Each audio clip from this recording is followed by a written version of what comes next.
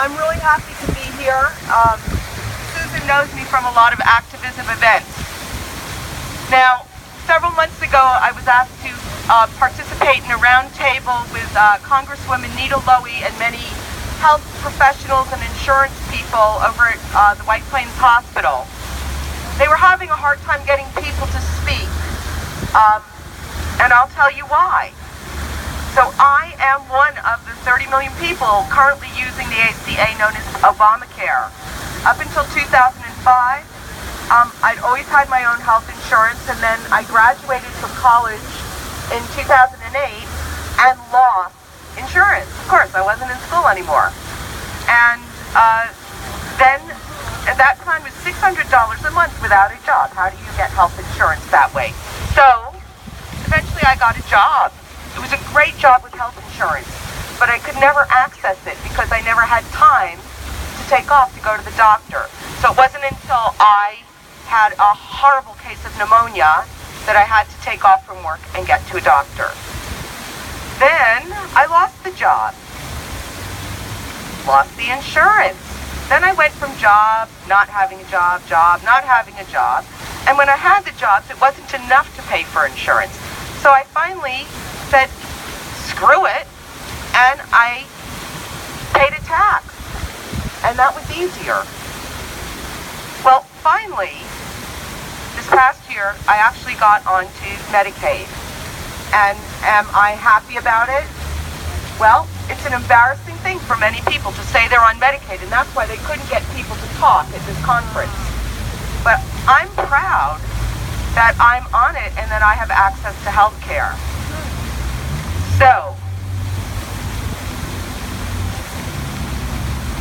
this year I've seen a doctor. I got a cat scratch that got infected, and I saw a doctor who immediately took care of it. Then I saw the same doctor because I got a bad case of bronchitis, and they gave me a nebulizer treatment, and I was able to go on and do the performances I had to do that evening. I'm a flutist.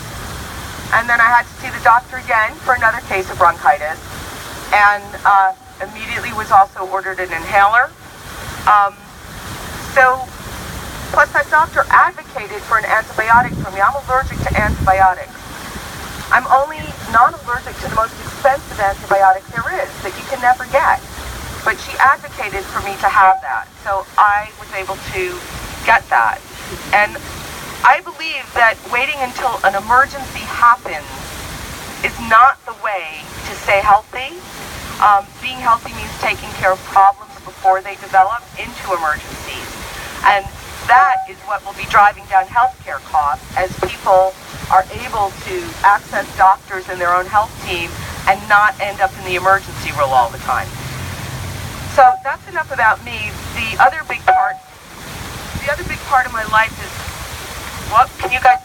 the other big part of my life is that I have a sister a family member who is considered 100% disabled between physical and emotional psychiatric issues.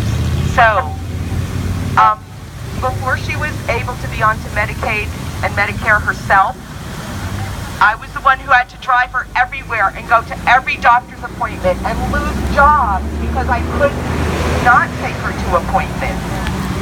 So, now she actually sees a neurologist, a pain management specialist, a cognitive specialist.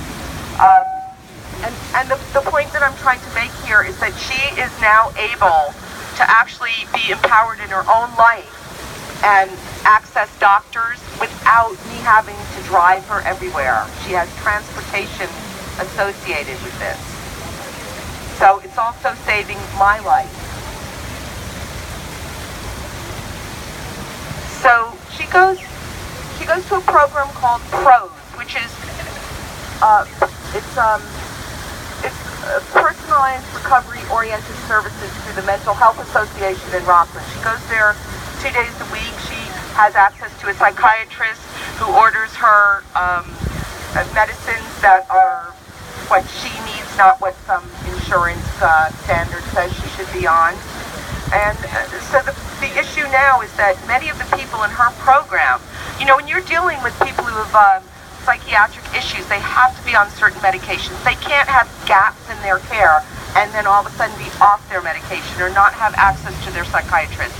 We know that in this country, just with mental health issues alone, that 1 in 4 people either has a mental health issue or knows of someone who does. We're talking about people who are psychiatrically and oftentimes medically fragile. So, I believe that there are going to be tragic consequences if we don't get single-payer health care. There are going to be tragic consequences for people who need anti-rejection medicines for transplants, medicines for chemotherapy, for cancer treatment. People will die. They'll be rejected from emergency rooms. And it's already happening. So we need to just keep up the pressure and work towards the single-payer system. I believe, actually, that all of the people in government keep on saying that that's not going to happen. There's going to be pandemonium and a bloodbath on their hands, and they're actually going to be responsible for thousands and thousands of deaths. So I do believe that these politicians, they have their own golden parachute plans that can't be touched for the rest of their lives. So it would be wonderful if they were to have to give up their plan and live like the rest of the world. So I also believe that we must support Planned Parenthood, because Planned Parenthood does so many other services aside from just their 3% of abortions. Planned Parenthood, geez, they even do vasectomies. Planned Parenthood does a lot of stuff. Cervical screenings, for cervical cancer. They do just about everything you can think of. So people who don't have access to regular health care, sometimes that is their regular health care. So there's also people who are in the military who don't see people at the VA hospitals because they can't get to them, or they're not getting good enough care, or for some reason they decide to have care in the community. Many of these people actually have something called, it's like a respite service to help the family members deal with these issues of family members who've been serving in the military.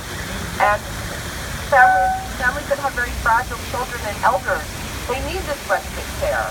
They're the sole providers of care to their loved ones. So I do believe that someone like my family member who is disabled, 100% disabled and fragile, we consider that if she didn't have me and her team of healthcare professionals, access to her prescriber, Prevail, medicines, and psychiatrists, etc., that she's going to, there's a chance that she's going to be suicidal. And I'll tell you that most of the people in her program are walking around crying, saying, how are we going to live? Can you imagine? All of these people who are already getting support, so scared of what's going to happen, that they're in their programs crying because they're scared of what will happen. So, in closing, I just want to say I'm happy to be here today to speak out for myself and my sister and the people of the program. And I want to say that the reason I couldn't see her last week is that I saw my doctor who insisted I see a specialist immediately. And the only appointment I could get was for last Monday at noon. So I couldn't come, and therein is the beauty of the system as it stands right now, that I was able to see a specialist and not actually see her last week. So yay to what is working. Thank you.